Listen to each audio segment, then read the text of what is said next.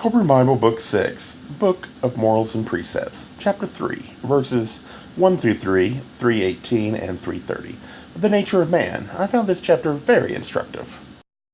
Kolbrin Bible, Book 6, Book of Morals and Precepts, Chapter 3, The Nature of Man's Soul. MPR 3:1. The one God is above all in greatness, but under him, above all else on earth, is the soul of man. It is not isolated from the Godhead above, nor from the mortal below, for it is that which spans the gulf between. It is the link between God and man, between immortal and mortal.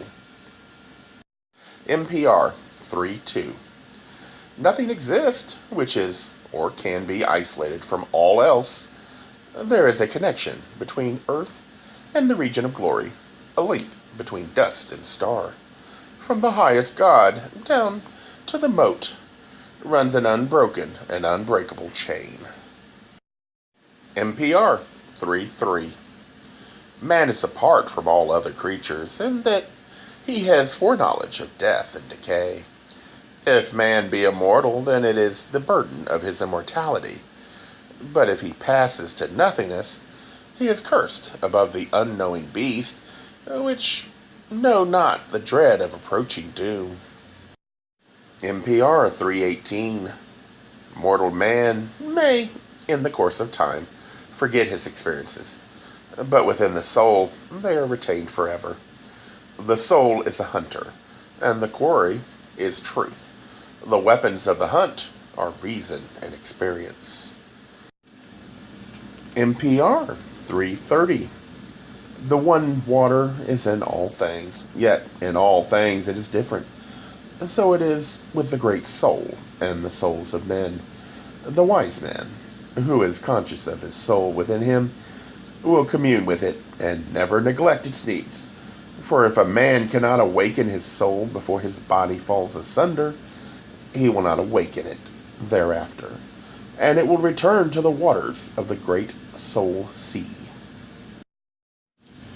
I believe that most religions believe in the concept of we have a spark of divinity, that God implanted something in us.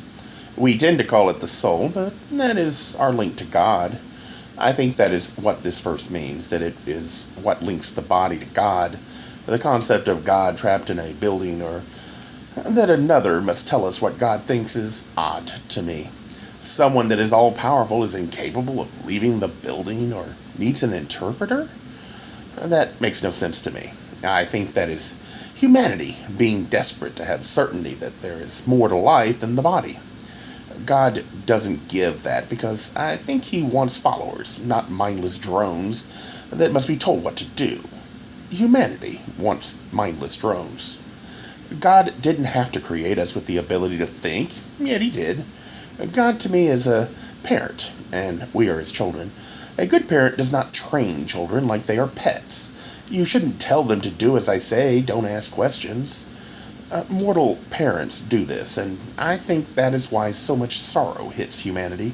Free will, if unrestrained with empathy for others, leads to arrogance and chaos. It is humility that we must work hard to maintain.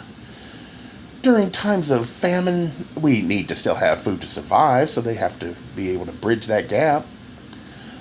The soul needs to have humility to keep us from overindulging and taking more than we need. Humility is taught by our mistakes, and a parent often tells a child the reason they are overprotective is they do not want the child to make the same mistakes as they did, forgetting it was the mistakes that plant the seeds of humility.